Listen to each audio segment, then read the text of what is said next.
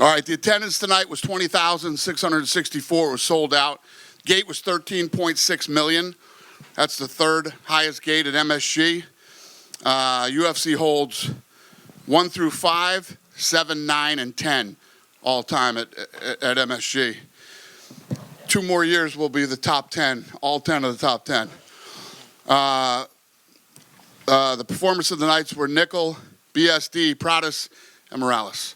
They all won 50 grand. Well, Dana, in the end, a much more dominant fight for Islam than maybe we thought. I thought maybe it was going to be a bit more 50-50. I agreed with you. What did you think of his performance, Jack's performance, and the whole fight? Yeah, I mean, not the most exciting title fight you'll ever see, but let me tell you what, complete dominance, and it's depending on what we do next with him and what's going on, this guy's headed toward GOAT talk. Right, and that's the thing, right? What exactly do you do next with him? It's no surprise there's a lot of guys who want to fight him. Kamaru Usman, Shavkat, Ilia Topuria is calling him out.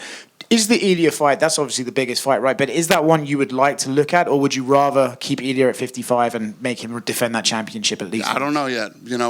Obviously, the great thing that you just laid out is we have a lot of options. Yeah. And it depends on what he wants to do. Has he been through here yet? Islam, no. No.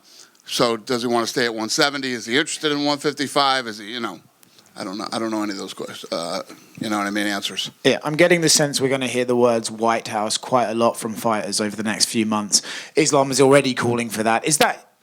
I think when we think about the White House, it's almost like, oh, does it have to be America versus the world themed and stuff like that? For you, would you be happy putting a non-American main event on that card? Yeah, it's not America versus the world. It's what's the best card we can build. So could Islam end up on the White House? We're talking about him possibly, GOAT talk here, depending on what he does in his next couple of fights. So it's a possibility. And then speaking of GOAT talk again, Valentina Shavchenko, another crazy dominant performance. I saw you did a podcast where you said that fight would never be boring, and then it turned out that Valentina just kind of smoked her. Curious your thoughts on that fight as well. Yeah, I thought that, Weili's a little pit bull. I thought she would she would be much stronger and do better in that fight than she did. One of my buddies texted me after the fight and said, this is why we have weight classes.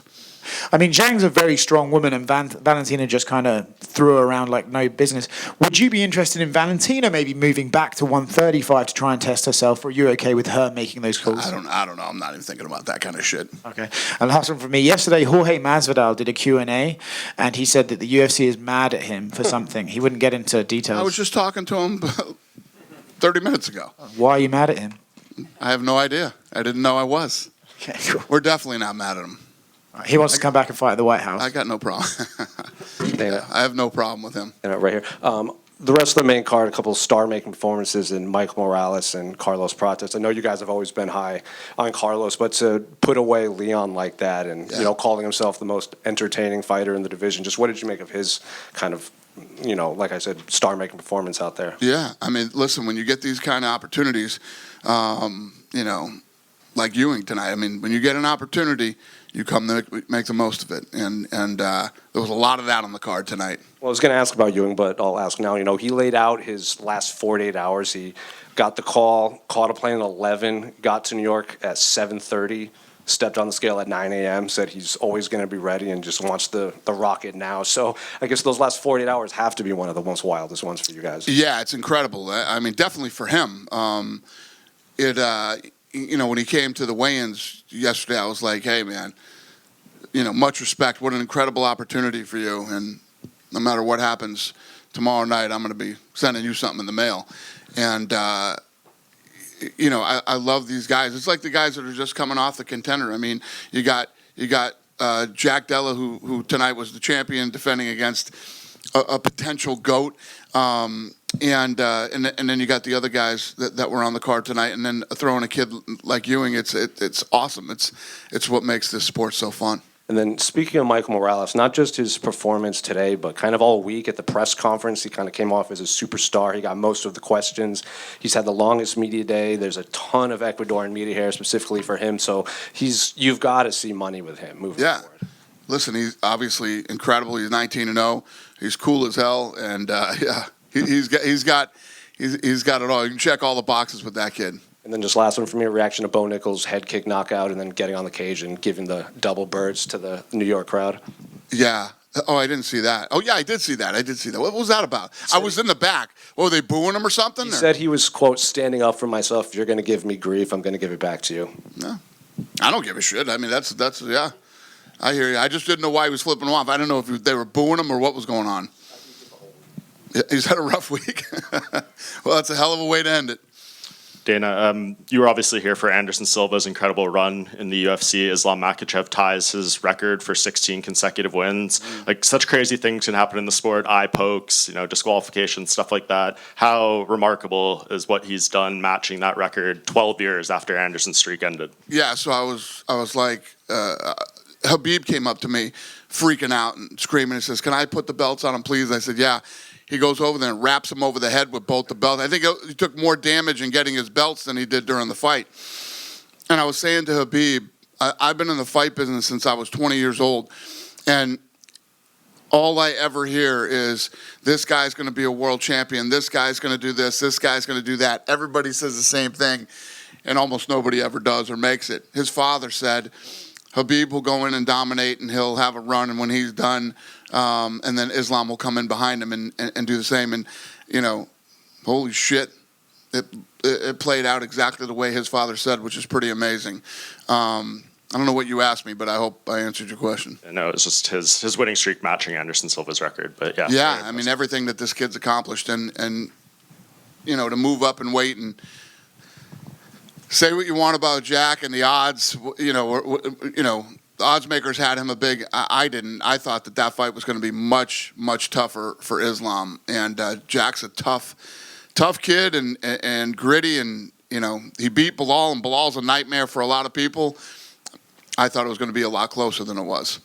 Hats off to Islam for dominating. Yeah. How much of a say will he get in who he wants to fight out of all these guys? Pre-fight, he was saying, like, Kamaru Usman's the greatest welterweight, the biggest name. I think he wants that as, like, a legacy kind of fight. Maybe, like, John won with Stipe or something. It's a great problem to have. You know what I mean? It's like there's so many, like when he started, he was walking through Shavchenko and Usman and, Ilya, and the list goes on and on. It's a great problem to have, especially when you start talking about this kid is a couple fights away from possible GOAT doc. And I know this is the fight game. Crazy stuff happens all the time, especially behind the scenes. But I was right there on press row when that crazy brawl broke out with Dylan Dennis and the member of Habib's team and stuff. Can you just tell us how disappointed you were to see that, and any insight into the fallout? I blame myself for that, actually. They came back and told me right before I walked out for the main card that Dylan Dennis was here, and he was moving around, sitting in fighter seats and not sitting in his own seat that he had. He had a ticket. And they said, "Do you want us to throw him out of here?" And I said, "He has a ticket?" And I said, "Yeah." And, they told me, they said, Masvidal said he's going to fuck him up on sight. And I said, "Well, where's Masvidal sitting?" He said, "Well, he's 6 or 7 rows away from Masvidal." I said, "Well, if the guy has a ticket, let him sit in his seat and let him do what he's doing, and keep an eye on him." It never even crossed my mind, as stupid as this could be, that the entire Muslim Brotherhood was here tonight in the first 5 rows for Islam. And as soon as it broke out, I was over on the other side, and I go, fuck, I know exactly what that is. I knew it. And, yeah, you will never see Dylan Dennis at a UFC fight ever again. Yeah, I was going to say, he's wanted badly to come in this company, and he said you guys don't want to sign him because he makes too much trouble. I guess, point made. Well, that and a lot of other reasons, yeah. But yeah, you'll never see him at another fight. So they called me from downstairs and they said, "We got him down here. Do you want to press charges and have him arrested?" And I said, "No, we don't want to press charges. This is the fight business, man. You know how I feel about this shit. And I could have prevented this tonight, and I messed up." Yeah. Anyone else get arrested or anything like that in the fall? Not that I'm aware of. No. Okay. We're not pressing charges. I'm not speaking for MSG or anybody else that was involved in this thing. I don't know, but we, the UFC, are not pressing charges against anybody. Cool. And just last with me, we're here halfway through November. No fights announced for 2026 yet. I know you guys are working on a lot of stuff, but when can we maybe start expecting dates and fight announcements? Yeah, we got, obviously, the first fight on Paramount that we got to put together, and then after this year ends, the big one is the White House fight. So, I don't know. We'll get it done, though. Dana, straight down here, down the middle. What are your thoughts on where Leon Edwards goes now from here? 3 losses in a row, and they've progressively got worse. So Yeah, this was a rough one tonight. I don't know. Leon will go home, take some time, and then we'll get back with him and see what he's thinking, where his head is at, and go from there. Do you think perhaps his best days are behind him? Oh, I have no idea. I mean, listen, when you get in there, you know, there was a lot of buzz on this card. You know why? Because every one of these fights was badass tonight. That's why. And you know, anything can happen when you get in there and start mixing it up with the best in the world. So. Fair enough. And final one from me. A few weeks removed from the UFC 321, which had the unfortunate eye poke of Tom Aspinall. I'm curious, have you spoken to Tom in recent weeks, and is there any update on him? There's no update. You know, what he needs to do is stay home, get well, stay off the internet, and start training and get ready to come back. All right. Thank you. Thanks. Dana, over here. Yep. You mentioned Islam as a potential GOAT, so I was wondering, how do you think the pound-for-pound ranking is going to look like next Monday? What do I think the pound for pound is going to look like? Yeah. I think Islam's going to be number one. That's what I think. And if you, But it's not up to me. It's up to you guys. You guys are the guys that vote on that shit, not me. and if you had to, we know you like to do. And you're usually wrong, so it'll probably be Ilya on And if you had to do a GOAT ranking as of right now, currently, would John Jones still be the first one? Yes, John Jones is still the GOAT, whether you like it or not. Go ahead, sir. You had, yeah. I want to talk about the main event. You said it wasn't the most exciting fight. You're not scared to criticize the ref. Do you think Herb Dean should have stood him up? There wasn't that much action going on. No. I think that, you know, in both fights, the co-main and main, you know, they got the takedown. They got the dominant position. They were trying to work. They were trying to move. You know, it's definitely not what everybody wants to see, but it is what everybody in this room and everybody who watches this press conference knew what the game plan would be. If Jack couldn't stop the takedown, then he at least better be able to get back to his feet.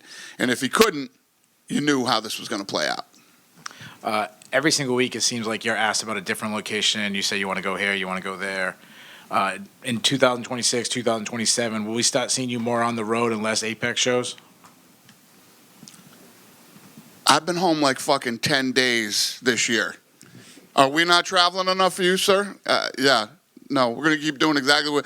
I seriously, what have I been home? I've been home like 8 or 9 days in the last 40 days. Do you want me to never go home, sir? Is that what you're asking me? Less Apex shows. We're definitely doing less Apex shows. Yeah. All right, and my last question. You do, besides doing shows, you go to like special locations. I think you went to the Spear, you went to the White House. Do you have anything else, like a specific location you want to go to? Not necessarily a city, but like a spot. Spain. Yeah, we haven't done Spain. Yeah. Just right here, sir. Talking about Europe, can you give us any news about the potential rematch between Thomas Pinal and Cyril Gane?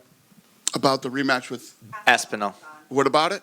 Any potential some news news? about it? I just answered that. Oh, didn't do it. Sorry. Welcome to the press conference, sir. No, sorry. Second one, Benoit Saint-Denis asked for a BMF title.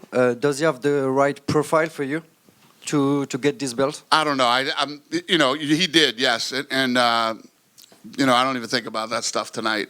You know, we'll fly home tonight, have all day tomorrow, get back in the office Monday, and then Tuesday we start. You know what I mean? I don't even think about that stuff tonight. Thanks. But I understand. Listen, he wants to fight for the BMF. Pradis tonight was all over me. He wanted to get back into the octagon and, you know, square off with Islam, and, you know, everybody's all fired up tonight. We got to take some time to figure out what we're going to do next. And just little one, we have three number one contender in France: Manon Fiorot, Cyril Gane, and Nassourdine Imavov. Can we have big events in France, like more than a fight night in the future? Yeah, I mean, what's crazy is I always talk about going to the UK and seeing events, the crowds, and all this stuff. Listen, France is pound for pound, and the mix for as far as crowds go. So I'm also one of the owners of SLS Skate League. We just did a skate competition there, and the French kid pulled off a trick there, and the place went crazy, and everybody started. It was sold out. Everybody started throwing their water bottles into the. It's pretty badass in France, the live events. So, the long-winded answer to your question is yes. Thank you, sir. Yes, sir. Dana, straight ahead. I know the focus is on 322, and rightfully so, but big picture, I mean, what you guys did in Vegas with Canelo and Crawford, tonight at MSG, planning for the White House card. You've come so far from working for Peter Welch in Selfie. He's here tonight, yeah? Is he really? Yeah. Is there a lesson that you still hold on to from that time? I mean, it's amazing where you were and where you are now. Yeah, what's the question? A lesson that you learned from Peter back, I think you were 19, 20 back I then? learned everything from him. Everything about the fight business I learned from him. Everything you still hold, the principles you still apply now? Well, different. I mean, learned the fight game from him, and then I had to get into, when Lorenzo, Frank, and I did our first live event, we'd never done a production ever. We'd never done production. It was our first time ever. So there's obviously been a lot of on-the-job, training for me, and but yeah, I mean, I wouldn't be here today if it wasn't for Peter. And it's amazing how, just to follow up on that, the expectations, they grow bigger every year. You just mentioned Spain. I mean, that's a long way away from your first ever production. I mean, it's amazing. Again, the growth year by year. Yeah, well, the two biggest things that, first, the Sphere. I mean, I thought we'd open the gateway, and you notice nobody's going to the fucking Sphere to try to do what we did. Literally nobody is. And then now pulling off the White House is... The Sphere was technically challenging, and this is going to be logistically challenging. And in terms of, you mentioned Spain, Madrid, Barcelona, probably the big cities if you did get to go there? Yeah. Thank you. Yep. John Armour here from Tunnel Vision Sports. You kind of spoke about having a good problem in this aspect. How do you feel about the overall depth of the current fighters on your roster in a full circle moment? How do I feel about the what? The depth of your current roster. The entire roster? The entire, from all the divisions. How do you feel about, the talent the UFC has? Really good. I think that, if you start to, I mean, the 55-pound division is nasty. Now, 70's nasty. I mean, as you go, when you look at the top 15 in all of the weight classes, we're in a pretty good place. You go through, it goes like this with different weight classes at different points in time, but yeah, we're really happy with where we're at. Dana, around here, I know you're a big boxing fan. Did you happen to catch the Conor Benn Chris Eubank Jr. rematch tonight? I didn't see it, but I got the updates on it. Yeah, but I didn't see it. And I heard this crowd was going crazy out there. The fight everybody was really into the fight. Yeah, and did you see the fight that's reportedly being worked on for December 19th in Miami? Did I see the fight being worked on December 19th in Miami? Yeah. No. Do you know which fight I'm talking about? No. Fair enough. Oh, Jesus. That's a fucking bad idea. That's a bad idea. But let me tell you what. A lot of people watch that one. Will you watch it? Sure. You know what everybody's tuning in for on that one. I think everybody's going to get what they've finally been waiting for. Dana, over here. Mm-hmm. Back here. I know you mentioned Islam joining the GOAT debate potentially. Where do you rank Khabib in terms of GOATs of coaches? I don't know. I don't rank coaches as GOATs. Dana, a quick one right over here. Yep. I know you spoke about Ethan Ewing already, but this is a guy who came across the country on 2 days' notice, shocked the world, and changed his life. What kind of message or notice do you think other fighters or lessons other fighters should take from something like that? Well, I don't know if there's lessons to be learned by that. You're either that guy or you're not. It's not something like, oh, that guy did it, I should probably do that too. You're built differently than everybody else is, and yeah, it's just, even John Jones. I mean, you guys know how I feel about John Jones. John Jones turned down a short notice fight against Chael Sonnen because his team told him to. That's one of the most fucking, it's just, I still get mad when I think about it, how fucking dumb that was. But, this kid's wired differently than a lot of people are. Thank you, sir. Yep.